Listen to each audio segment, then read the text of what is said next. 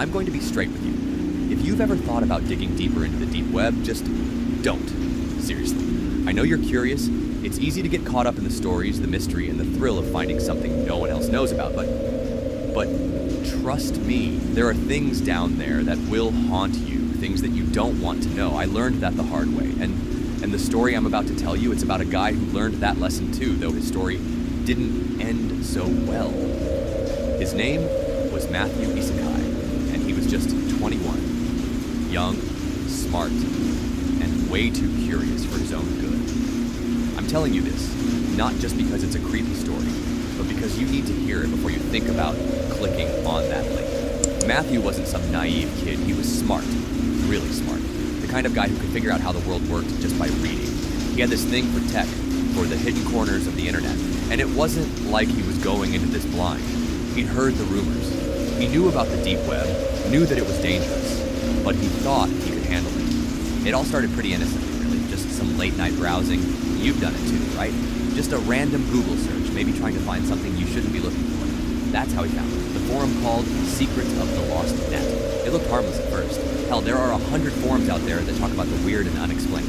But Matthew didn't know that once you go down that rabbit hole, there's no going back. The first thread Matthew opened was about something called the Red Room. Yeah, I know what you're thinking. Another one of those creepy stories, the kind of stuff that sounds way too far-fetched to be true. But that's the thing about these places. They love to mess with your mind. Matthew didn't think it was real.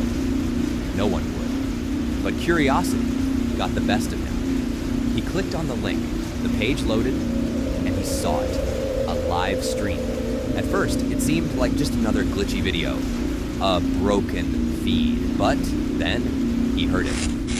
A scraping sound, like something was dragging across the screen. He figured it was a prank at first, maybe some deep web hacker trying to freak him out.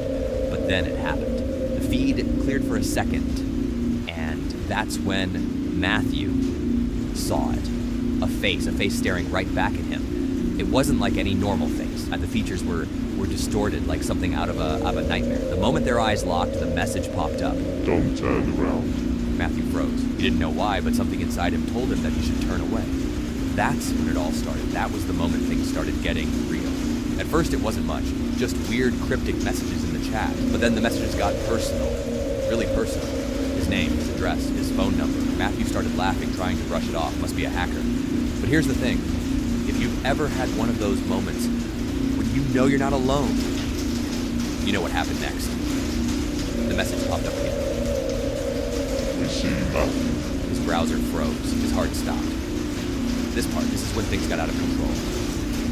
Matthew's phone rang. Unknown number, if you're me, you'd hesitate, right? Maybe even hang up. But Matthew picked up. Hello? He said, his voice shaking. There was silence on the other end. Then, in a low, almost hollow voice, a single line came through. We see Matthew. And just like that, the call ended.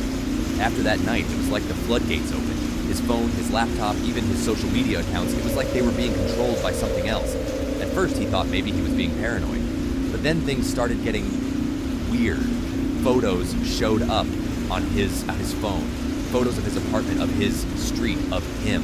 And in every picture, that face, the one from the live stream, it wasn't just following him online anymore. It was everywhere. Matthew tried everything to make it stop. He wiped his laptop, his phone, everything. He even packed up and moved to a different city. But no matter where he went, it followed. Every time he thought he was safe, there was a message, a phone call, a reminder that they were watching. And when he tried to block it all out, that face would appear again, like it had crawled out of the screen and into his life. One night, thinking he was finally free, Matthew opened his email. There it was sitting at the top of his inbox. You can't run. He clicked it. There was a photo attached, a grainy image of his old apartment, and standing in front of it, in the shadows, was a face, that same face. But this time, it wasn't just a picture, it was waiting for him. Look, I don't know what happened to Matthew after that. No one does. He just vanished. And I know you might think this is just some creepy story, some weird coincidence. But trust me, this isn't a game. The deep web, it's not a place to play around with. It's a place that'll pull you in and never let go. You think you're safe, you think you can handle it, but there's always something darker lurking in the corners. So, listen to me. Next time you feel that itch to dig deeper, remember Matthew's story. Because once you look into that darkness, it looks back.